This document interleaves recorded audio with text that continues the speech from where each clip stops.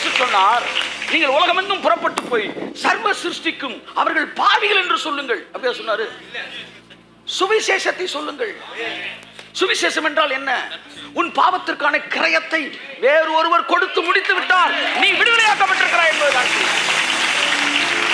எல்லாம் கிரயம் கொடுத்திருக்கிறார், எல்லாம் கொடுத்துட்டார். ஆங்ஸைட்டி, உன்னுடைய டிப்ரெஷன், உன்னுடைய படபடப்பு எல்லாவற்றையும் சேர்த்து கொடுத்திருக்கிறார்.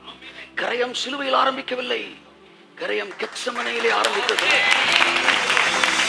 உன்னுடைய சோகம், உன்னுடைய குழப்பம், உன்னுடைய பயம், உன்னுடைய வேர்வை, உன்னுடைய இரத்த நாளங்கள், உன்னுடைய படபடப்பு அத்தனைக்கும் கிரயம் கொடுத்தார் இயேசு.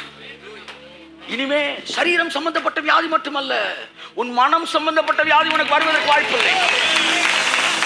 நாங்கள் ஏன் நீதியை பற்றி பேசுகிறோம்? பாவத்திற்கான கிரயம் கொடுக்கப்படுவதற்கு முன்பாக பைபிள் பாவத்தை பற்றி தான் பேசிச்சு. ஆனா கிரயத்துக்கு பின்பாக வேதம் கிரயத்தை பற்றி பேசியது. ஆகையால் தான் காஸ்பல், குட் நியூஸ் என்று இயேசு சொன்னார். இந்த நற்செய்தியை, இந்த சுவிசேஷம், சுவிசேஷம் என்றால் சுப விசேஷம், சுவிசேஷம் என்றால் நல்ல செய்தி. நாம் இந்த உலகத்திற்கு அனுப்பப்பட்டது கெட்ட செய்தியை சொல்வதற்கல்ல, நல்ல செய்தியை சொல்வதற்கு.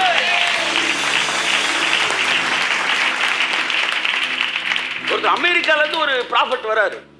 அமெரிக்கால இருந்து ஒருத்தர் வந்து இங்க இருக்கிற ஒருத்தர் தலையில கைய வச்சு, நீ ஒரு பாவின்றார். அவன் சொல்ல, இதை சொல்றதுக்கு நீ அமெரிக்கால இருந்து வரணுமா? நான் தான் பாவி, எனக்கு நல்லா தெரியுமேயா. எனக்கு தெரிஞ்சதை சொல்றதுக்கு அது கூலியக்காரன். நான் சொல்லவா, உனக்கு தெரியாத ஒன்று சொல்றேன். நீ பாவின்னு உனக்கு தெரியும், ஆனா பாவத்துக்கு கரையம் ஒருத்தர் கொடுத்தாரு, அது தெரியுமா? அது தெரியுமா?